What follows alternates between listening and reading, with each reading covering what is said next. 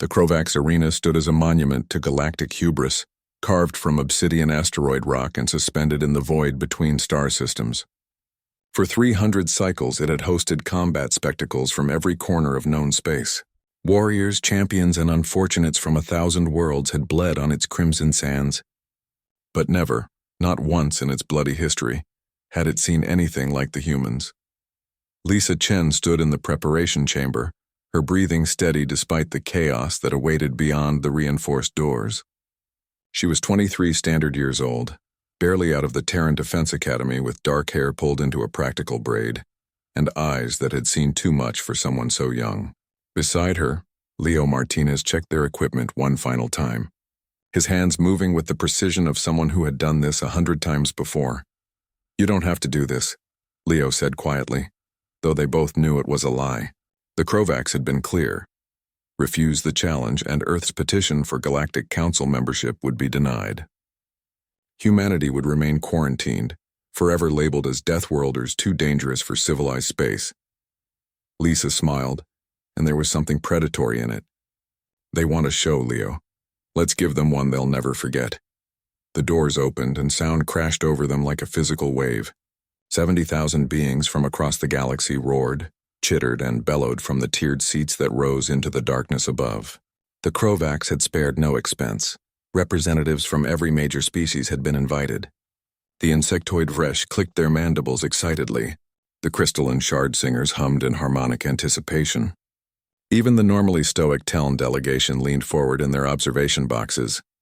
In the center of the arena floor stood their opponent, Keithrax.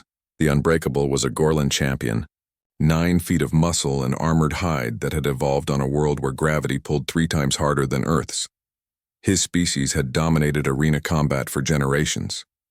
14 victories, 14 opponents who had either died or been crippled for life. The Gorlan's reputation was well earned. They were bred for war, engineered by evolution to be perfect killing machines. The arena's master of ceremonies, a floating jellyfish-like creature called a Valid, projected its voice across the massive space. "Beings of the galactic community, today we witness a historic match. The human Deathworlders have demanded entry into civilized space, but first they must prove they can control their savage nature."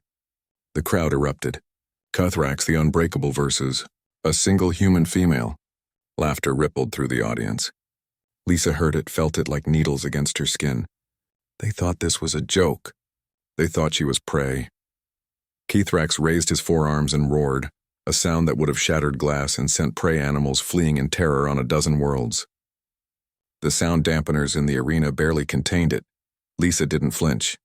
She walked forward and Leo followed 3 steps behind, not as a fighter but as her witness. This was the human way. "Never alone. The rules are simple," the Valid announced.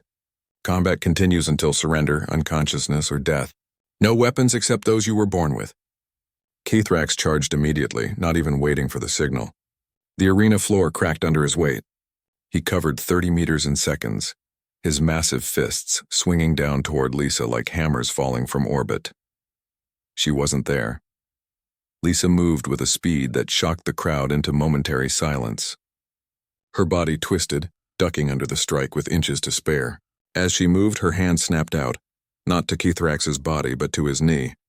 A precise strike enhanced by Earth's gravity training and years of studying xenobiology. The Gorlan stumbled. Just a fraction. Just enough. "First lesson," Leo called out, his voice calm and clinical. "Humans don't just learn to fight. We learn how to fight. Every species. Every weakness. We study, we adapt. It's what made us apex predators on a world that tried to kill us every single day." Keithrax roared again, fury replacing confidence. He swung wildly, all 4 arms becoming a blur of devastating force. Each strike could have pulverized stone, shattered metal. Lisa flowed between them like water, her movements economical, precise. She wasn't fighting with rage. She was fighting with calculated, cold-blooded strategy. The crowd's laughter had died. Now there was only stunned silence punctuated by the thunder of Keithrax's attacks and the whisper of Lisa's movements. She struck again, his ribs, his throat, his eyes. Each blow calculated, each targeting a weakness her species had cataloged and analyzed. Humans had been fighting and killing for survival for millions of years. They had refined murder into an art form before they even left their caves. Kethrax began to slow. Blood, purple and thick, dripped from a dozen minor wounds. Nothing fatal, nothing permanent, but cumulative, degrading. His breathing grew labored. Second lesson, Leo continued, and now his voice carried to every corner of the arena. Humans are from a death world. You all know this. What you don't understand is what that means. Our world didn't make us strong. It made us survivors. It made us relentless. We heal from injuries that would kill you. We fight with broken bones. We keep getting up. Lisa's eyes never left her opponent. She was bleeding too.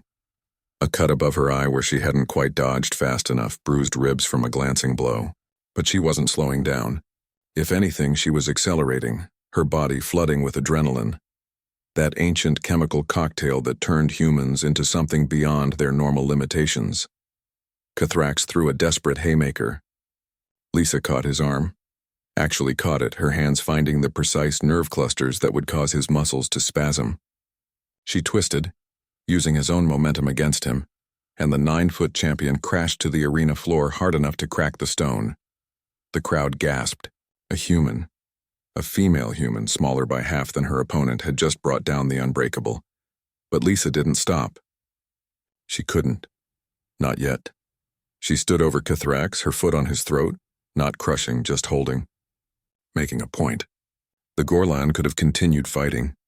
His species was tough, but he looked up at her into those human eyes, and for the first time in his 14 victories, Kethrax felt something he'd never experienced before.